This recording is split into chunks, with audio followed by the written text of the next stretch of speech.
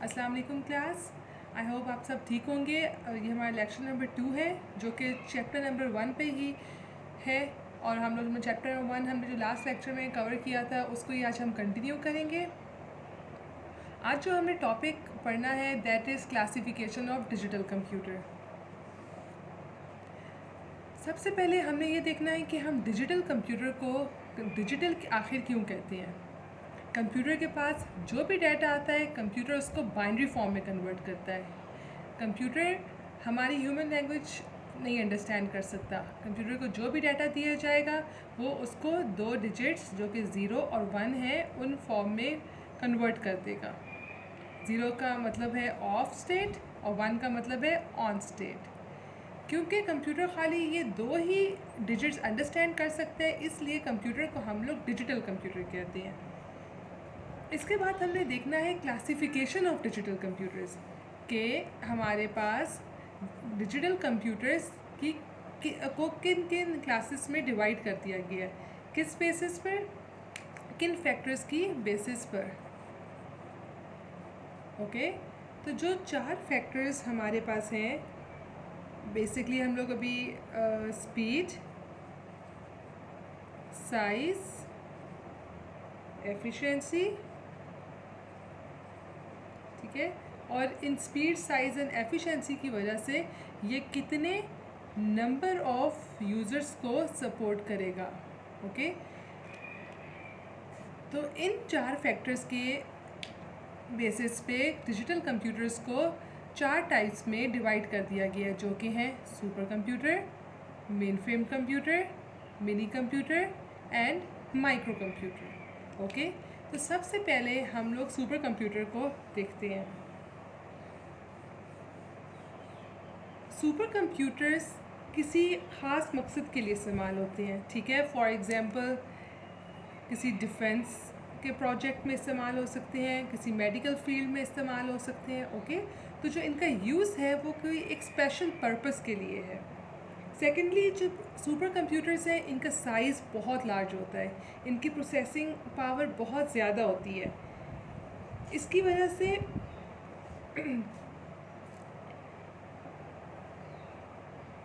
Super computers बहुत expensive होते हैं, ठीक। अब पाकिस्तान में हमारे पास जो एटॉमिक एनर्जी के प्रोजेक्ट्स हैं इसके अंदर मेनली सुपर कंप्यूटर्स यूज़ हो रहे हैं। एक नॉर्मल बंदा सुपर कंप्यूटर्स को इजीली यूज़ नहीं कर सकता, ना ही वो अफोर्ड कर सकता है। ओके, क्योंकि इनका साइज़ जो है सबसे लार्जेस्ट है, ये मोस्ट पावरफुल है, मोस्ट एक्सपेंसिव है। अब जो सुपर कंप्यूटर की ख़ास बात है उसकी ये है कि वो फ्लोटिंग पॉइंट इंस्ट्रक्शन पर सेकेंड सपोर्ट करता है। फ्लोटिंग पॉइंट इंस्ट्रक्शन पर सेकेंड कि 1 सेकेंड में ये फ्लोटिंग पॉइंट इंस्ट्रक्शंस को प्रोसेस करेगा। जो हमारे नॉर्मल कंप्यूटर्स हैं वो मिप्स कहलाते हैं, ठीक है, कि वो मिलियन इंस्ट्रक्शन 1 सेकेंड में एग्जीक्यूट कर सकते हैं।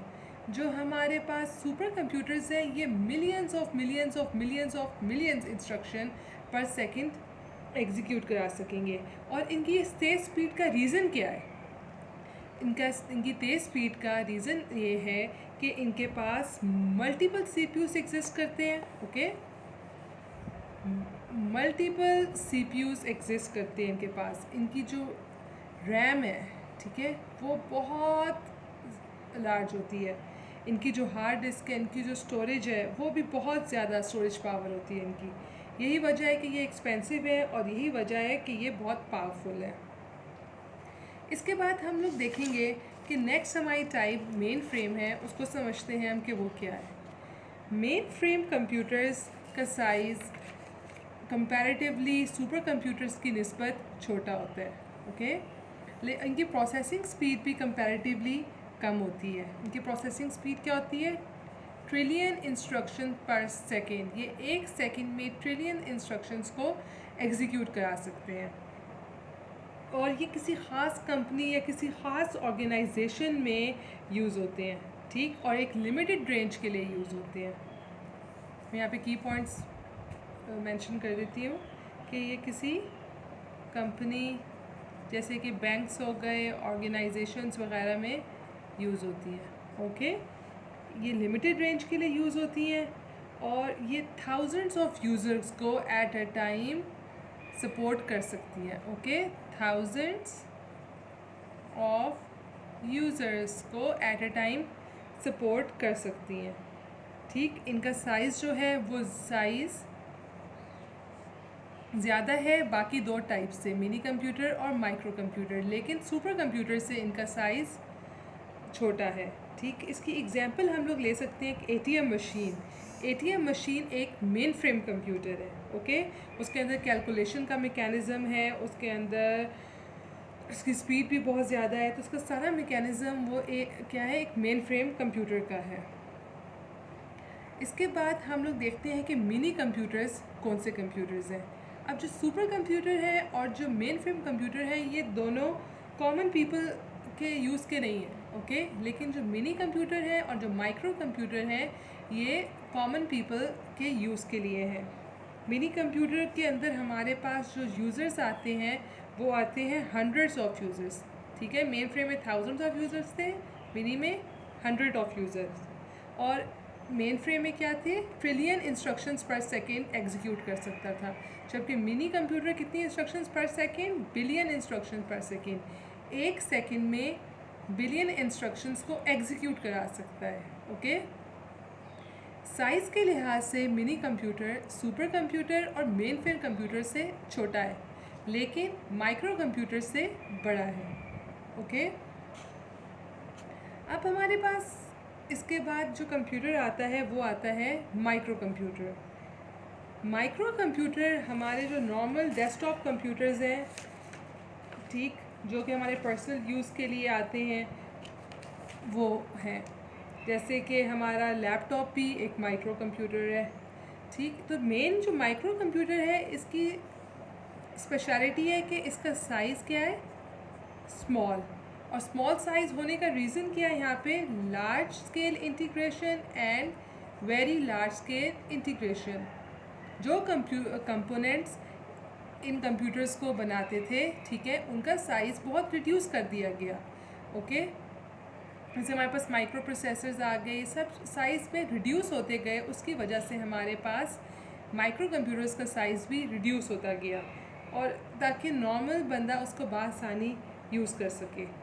ये माइक्रो कंप्यूटर जितनी इंस्ट्रक्शंस पर सेकंड एग्जीक्यूट कर सकता है वो है मिलियंस ऑफ इंस्ट्रक्शंस पर सेकंड। ओके, मैंने पहले भी जिक्र किया था, इसको हम मिप्स कहते हैं। माइक्रो कंप्यूटर एक सेकंड में मिलियन ऑफ इंस्ट्रक्शंस को अपने पास एग्जीक्यूट कर सकता है। माइक्रो कंप्यूटर की speed mini computer, main frame computer और सुपर कंप्यूटर सबसे कम है। और माइक्रो कंप्यूटर बहुत फास्ट तो है, लेकिन इन सब से स्लोअर है। अब आजकल हमारे पास मिनी कंप्यूटर और माइक्रो कंप्यूटर का जो डिफरेंस है ना, वो बहुत ज़्यादा मर्ज होता जा रहा है, क्योंकि जो मिनी कंप्यूटर्स हैं और माइक्रो कंप्यूटर्स हैं, इनकी स्पेशलिटीज़ आपस में सेम होती जा रही हैं। ओके, क्योंकि इनकी परफॉर्मेंस में जो है डिफरेंस वो भी कम होता जा रहा है। इसकी वजह से माइक्रो और मिनी कंप्यूटर्स आपस में, ये दोनों टेक्नोलॉजी से दोनों कंप्यूटर्स आपस में मर्ज होना शुरू हो गए हैं। माइक्रो कंप्यूटर की एग्जांपल आप लोग अपने डेस्कटॉप कंप्यूटर्स ले सकती हैं, जिसके अंदर एक कीबोर्ड है, एक माउस है, एक मॉनिटर है, एक सिस्टम यूनिट है, और आपके ये होम्स में, आपके पर्सनल यूज़ में काम आते हैं, आपके छोटे मोटे बिजनेसेस में। ओके, जो नेक्स्ट टॉपिक हमने पढ़ना है, आई होप ये आपको समझ आ गया होगा। ठीक है, तो हमने क्या किया, मैं एक बार रिव्यू कर देती हूँ कि हमने पढ़ा क्लासिफिकेशन ऑफ डिजिटल कंप्यूटर। हम कंप्यूटर को डिजिटल इसलिए कहते हैं क्योंकि ये दो डिजिट्स जो कि 0 और 1 है, खाली इन दोनों को ये अंडरस्टैंड कर सकते हैं। हमने हमारे पास 3 फैक्टर्स मेनली हैं, स्पीड,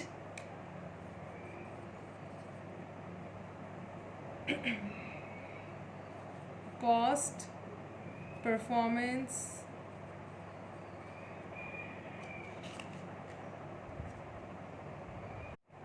एंड साइज़, जिनकी बुनियाद पे हम लोग कंप्यूटर्स को डिवाइड कर रहे हैं। सॉरी, मैंने कॉस्ट का जिक्र पहले नहीं किया। सुपर कंप्यूटर सबसे ज़्यादा एक्सपेंसिव है, मेन फ्रेम कंप्यूटर से भी काफ़ी एक्सपेंसिव है। मिनी कंप्यूटर्स माइक्रो कंप्यूटर की निस्बत एक्सपेंसिव है, लेकिन सुपर और मेन फ्रेम से कम है।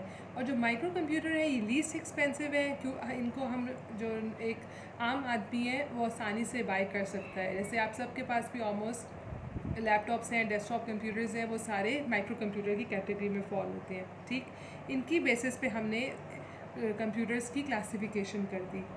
नेक्स्ट टॉपिक जो हमने पढ़ना है वो है modern use of computers in today's life. ये आपकी बुक का पेज नंबर 12 है। ठीक, इसके अंदर आपको modern use of computers in today's life का टॉपिक है, इसको हम लोग समझते हैं अब।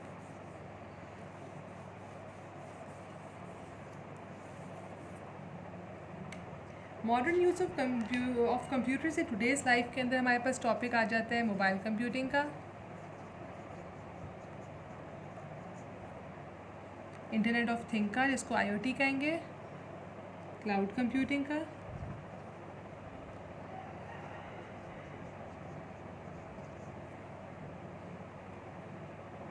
एंड डेटा सेंटर्स का।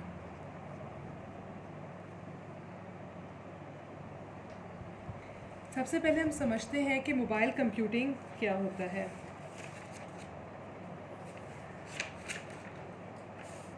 मोबाइल कंप्यूटिंग जैसे कि नाम से जाहिर है, मोबाइल कंप्यूटिंग जैसा कि नाम से जाहिर है, मोबाइल कंप्यूटिंग। मोबाइल का मतलब क्या होता है? पोर्टेबल, मूवेबल, एक जगह से दूसरी जगह लेके जा सके। तो ऐसा कंप्यूटर, ठीक है, जिसको एक जगह से दूसरी जगह लेके जाया जा सके और उसको उस पर कोई कंप्यूटिंग की जा सके, उसको हम लोग कहते हैं मोबाइल कंप्यूटर। अब जो मोबाइल कंप्यूटर्स हैं ये किसी एक ख़ास नेटवर्क में, जिस तरह के आपके मोबाइल्स हैं, ठीक है, अगर आपके फ़ोन के सिग्नल्स आ रहे होंगे तब भी आप अपने मोबाइल को यूज़ कर सकेंगे। ठीक, इसी तरह जो मोबाइल कंप्यूटर के अंदर आपके स्मार्टफोन्स की एग्जांपल ली जा सकती है।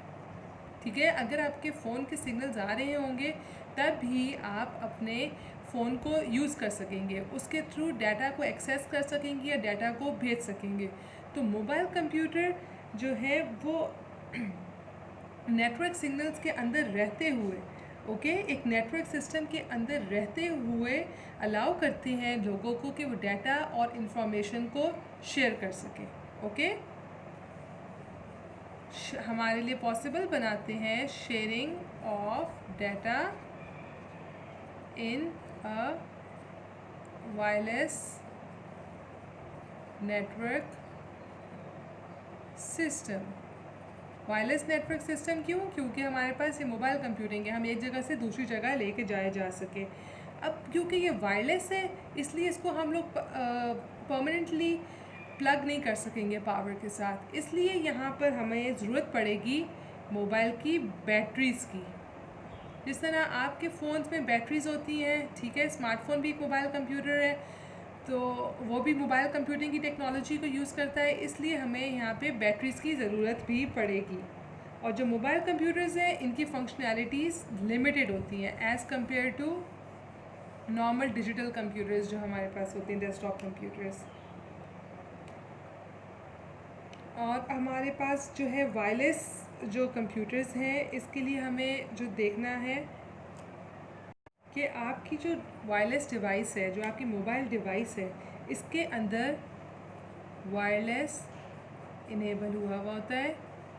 ठीक है, ये इसके बेसिक कंपोनेंट्स हैं जो कि मोबाइल डिवाइस के अंदर, जो कि मोबाइल कंप्यूटिंग डिवाइस के अंदर पाए जाते हैं, कि वो वायरलेस इनेबल्ड होते हैं।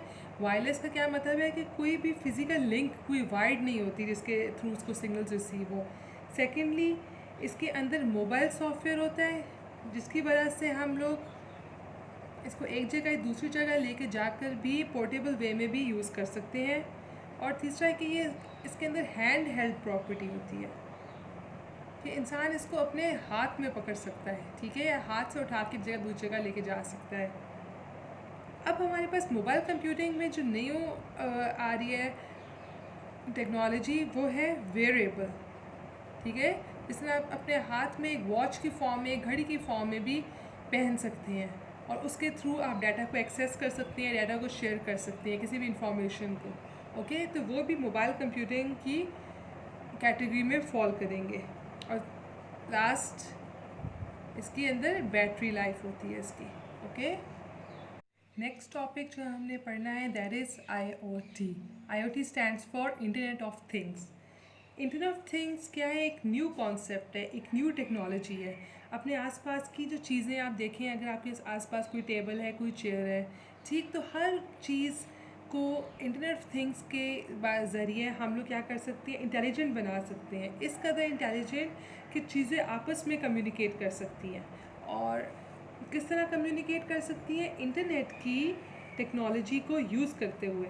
ओके, इनके अंदर कंप्यूटिंग की ख़ास सलाहियत आ सकती है। अब हमारे पास क्या है? हम लोग क्या करेंगे कि कोई भी एक चीज़ है, समझें कि कोई टेबल है, कोई चेयर है, कोई ट्यूबलाइट है, उसके अंदर कंप्यूटिंग कैपेबिलिटी पैदा कर सकते हैं। कैसे? उसके अंदर एम्बेड कर सकते हैं। अब वो जो चीज़ है, जैसे ट्यूबलाइट समझें फॉर एग्ज़ाम्पल, ट्यूबलाइट के अंदर हम लोग क्या लगा दें? कोई सेंसर लगा दें, ठीक है। इस सेंसर के थ्रू ट्यूबलाइट इंटरनेट को एक्सेस कर सकती है, और जब ये इंटरनेट को एक्सेस कर सकेगी तो हम भी इस ट्यूबलाइट से इंटरेक्ट कर लेंगे। IoT से पिछला कॉन्सेप्ट था IOP का, इंटरनेट ऑफ पीपल का, जहाँ पे दो लोग या दो से ज़्यादा लोग पीपल आपस में कम्युनिकेट करते थे और आपस में डाटा शेयर करते थे, कोई भी काम करवाते थे एक दूसरे से। अब हमारे पास कॉन्सेप्ट है इंटरनेट ऑफ थिंग का, जहाँ पर हम लोग कोई भी थिंग, ठीक है, जैसे मैंने यहाँ पे कहा ट्यूबलाइट या कोई भी चीज़ को इंटरनेट की एक्सेस देंगे एंड देन हम लोग डायरेक्टली उस हार्डवेयर से इंटरेक्ट करके अपना काम करवा सकते हैं, ठीक है। जैसे अगर मैं इस ट्यूबलाइट के अंदर सेंसर लगा दूं, ओके, और सेंसर के थ्रू इंटरनेट की एक्सेस हासिल कर सके, फिर मैं वायरलेसली ट्यूबलाइट को ऑन या ऑफ़ कर सकूँगी इंटरनेट की सलाहियत को यूज़ करते हुए। इस तरह हम लोग डिवाइसेस के अंदर सेंसर्स लगा सकते हैं, एक्चुएटर्स लगा सकते हैं। अगर मैं चाहती हूँ कि डिवाइसेस को मैं मूवेबल बनाऊँ, ठीक है, मैं कैमरास लगा सकती हूँ। अगर मैं चाहती हूँ कि ऑटोमेटिकली मैं इंटरनेट के थ्रू कोई पिक्चर कैप्चर कर लूँ, ठीक, इस तरह मैं माइक्रोफोन्स लगा सकती हूँ और भी बहुत से इंस्ट्रूमेंट्स लगा सकती हूँ जिसके थ्रू हम लोग डाटा को कलेक्ट कर सकें और डाटा को शेयर कर सकें। एक और एग्जांपल हम लोग लेते हैं ट्रैफिक सिग्नल्स की, ठीक। अब ट्रैफिक सिग्नल हमारे पास है, हमारे पास में रेड, ग्रीन और येलो लाइट्स होती है, ठीक है, इनकी टाइमिंग सेट हुई होती है।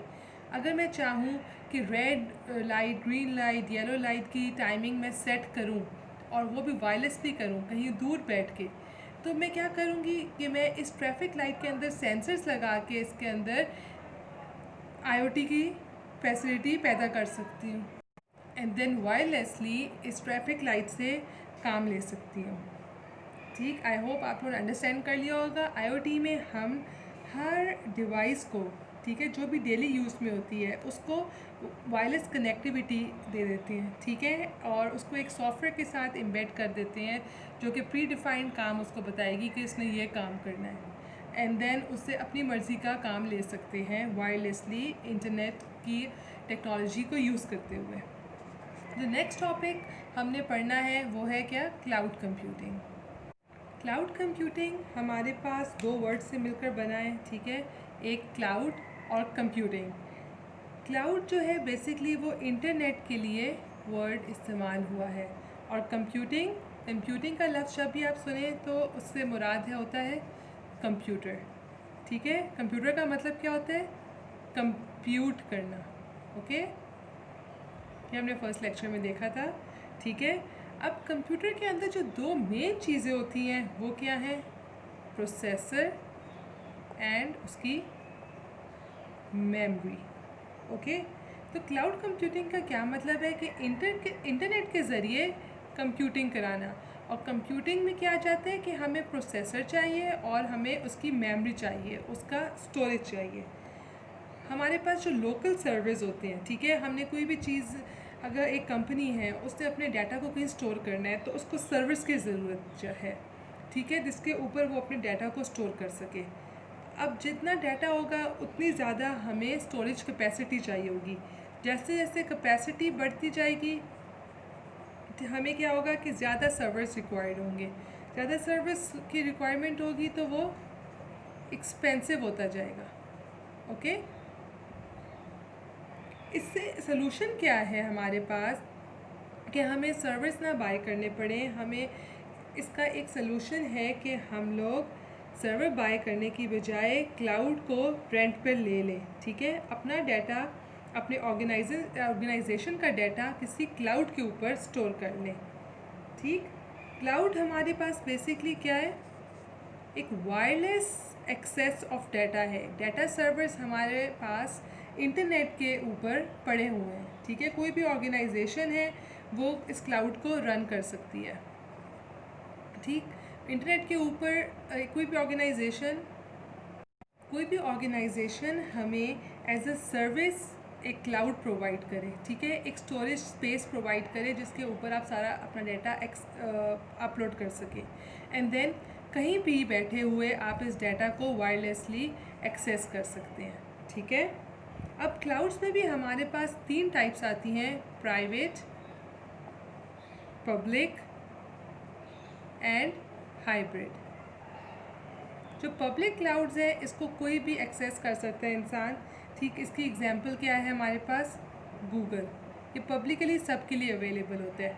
अगर कोई ऑर्गेनाइजेशन है ABC, वो अपना डाटा प्राइवेटली अपलोड करना चाहती है, कहीं पर सेव रखना चाहती है, ठीक है, तो वो हमारे पास जो क्लाउड की टाइप अवेलेबल होगी, जो हमें प्रोवाइड की जाएगी, वो एक प्राइवेट क्लाउड होगा। हाइब्रिड जो है वो प्राइवेट और पब्लिक का कम्बिनेशन है। जहाँ आप चाहें उसको प्राइवेट कर सकते हैं, जहाँ आप चाहें वो पब्लिकली अवेलेबल हो सकता है। ठीक, तो डिसएडवांटेज भी है हमारे पास क्लाउड का। डिसएडवांटेज ये क्या है कि आपकी जो सिक्योरिटी है ना, सिक्योरिटी ब्रीच इसके अंदर आ सकता है कि आपका का सारा डाटा किसी और ऑर्गेनाइजेशन के पास पड़ा हुआ है। ठीक है, क्योंकि क्लाउड भी कोई ऑर्गेनाइजेशन ही रन कर रही होती है, तो आपका सारा डाटा किसी और ऑर्गेनाइजेशन के पास पड़ा हुआ है। दूसरा, अगर तब तक ये फंक्शन कर सकेंगे, डाटा को आप हासिल कर सकेंगे जब तक आपके पास इंटरनेट की फैसिलिटी है। अगर इंटरनेट की फैसिलिटी नहीं रहेगी तो आपके पास क्लाउड से डाटा को एक्सेस करना भी पॉसिबल नहीं रहेगा। ठीक, आज के लिए इतना ही। नेक्स्ट हमारे पास जो मोबाइल की यूज़ है कंप्यूटर इन टुडेज़ लाइफ, ठीक है, modern use of computer today's life, उसके अंदर डाटा सेंटर्स का टॉपिक रहता है, वो हम कल पर देखेंगे इंशाल्लाह। उसके अलावा हम लोग देखेंगे कि कंप्यूटर हार्डवेयर और कंप्यूटर सॉफ्टवेयर क्या होता है। इसमें से अगर कोई क्वेश्चन हो जो आज पढ़ा है या जो पिछला पढ़ा है तो आप मुझसे पूछ सकते हैं, तो मैं आपको आंसर करूँगी इंशाल्लाह। Thank you so much. अल्लाह हाफ़िज़।